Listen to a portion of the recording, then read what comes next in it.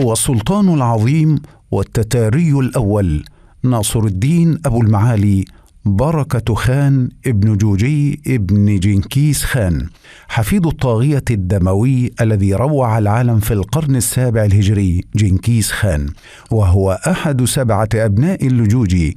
وكان الابن الأكبر باتو قد ورث منصب أبيه وأصبح زعيما للقبيلة الذهبية، وكانت هذه القبيلة أولى قبائل التتار إسلاما وأكثرها عطفا وأدبا مع المسلمين.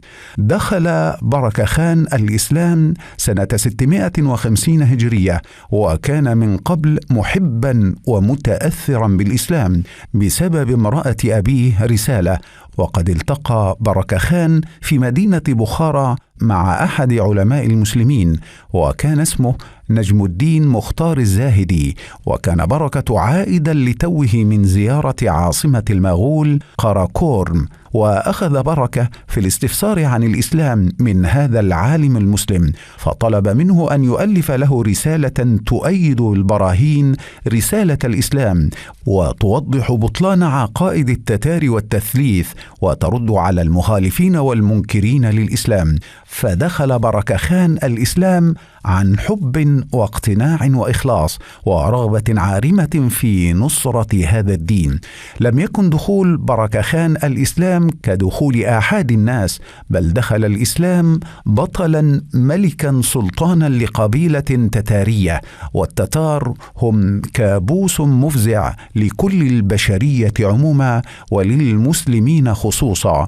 لذلك جاءت أعمال هذا البطل العظيم على نفس المستوى الفائق من المسؤولية والقيادة، وتحول هذا السلطان الوثني إلى جندي من أخلص جنود الإسلام، وضرب أروع الأمثلة في الولاء والبراء.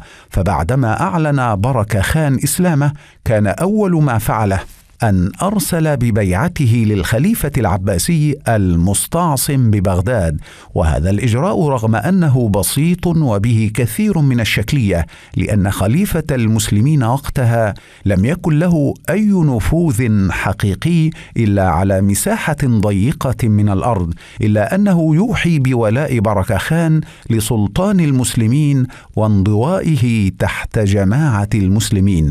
بعدما اعتلى بركة خان رئاسة القبيلة الذهبية، أخذ في إظهار شعائر الإسلام، وكانت مندثرة في بلاد التتار منذ أيام جنكيز خان الذي كان يقتل من يجهر بتلك الشعائر.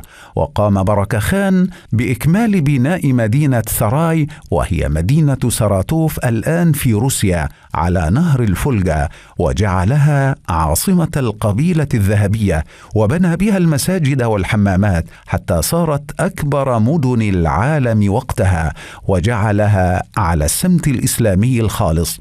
العجيب في إسلام بركة خان هذه الحالة الإيمانية الفائقة وترسخ عقيدة الولاء والبراء في قلبه، وتجلى ذلك في كل مواقفه التي كانت تنبع من أصل هذه العقيدة السليمة النقية.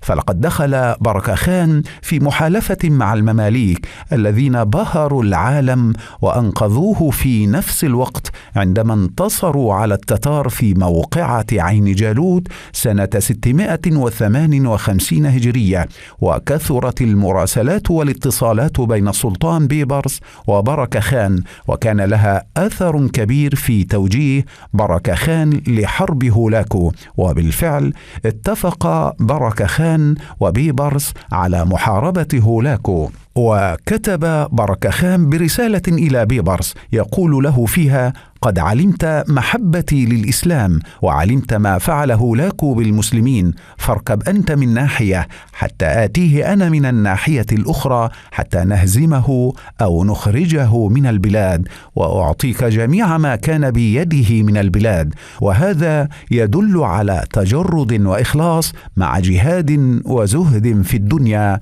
وهكذا يكون الأبطال الذين تسطر أخبارهم بماء الذهب.